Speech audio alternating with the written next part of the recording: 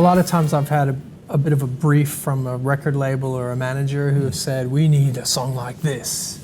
And then you talk to the artist and they're not interested in that at all. They want a song like this.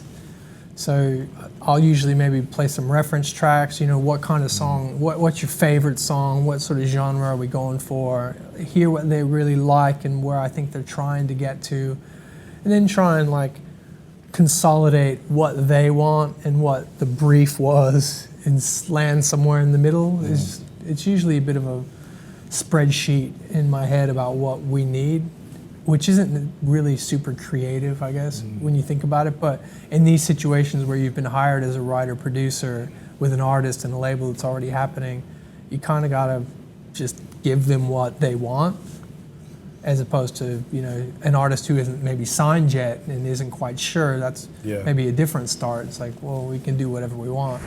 Getting to know you, talk about what's happening this week, talk about your life. Oh, we're interested in this. Well, why don't we write a song about this thing? You get to it. I like to try and come to a starting point as naturally as possible instead of right, we're going to write a love song, because sometimes that can end up just being contrived and boring if you can kind of get to know them and get a relationship forming. Because most of the time when you're going into a writing session, sometimes you don't know the person from Adam. So therefore you've got to build some kind of rapport and relationship with them.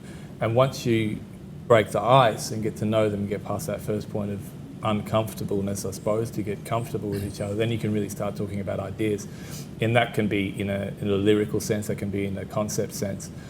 But once you're into that, I suppose it depends on what problems come about when you encounter them, like problem solving, like we've got into a musical cul-de-sac. How do we get out of this? Well, let's put a pre-chorus in, let's do this, let's go from there. But I think really the best start, I think, is a cup of tea and a bit of conversation, and then you can really get to know someone first. I usually get the thing started is by a loop of some sort, either a drum beat that's looping or a synth thing or a riff that just something that everyone in the room likes, and that's the start.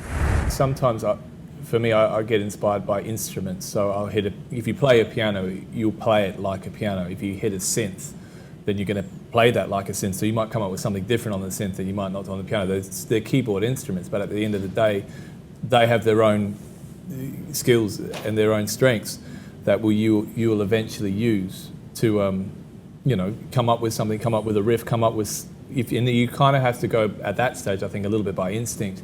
You might have a few beats locked away in the cupboard, as it were, but if it's like, oh, it's a song about flowers and being happy, I'm going to hit the Poly 6 and just get a patch up and just, what do you think of that? And you just have to let your intuition and your instinct kind of guide you from that perspective, because once you lock onto something, that riff's really great, that's the starting point. And then everything else around it starts. You might end up changing that starting point, but at the end of the day, that's the initial point of inspiration that will maybe govern what you do next.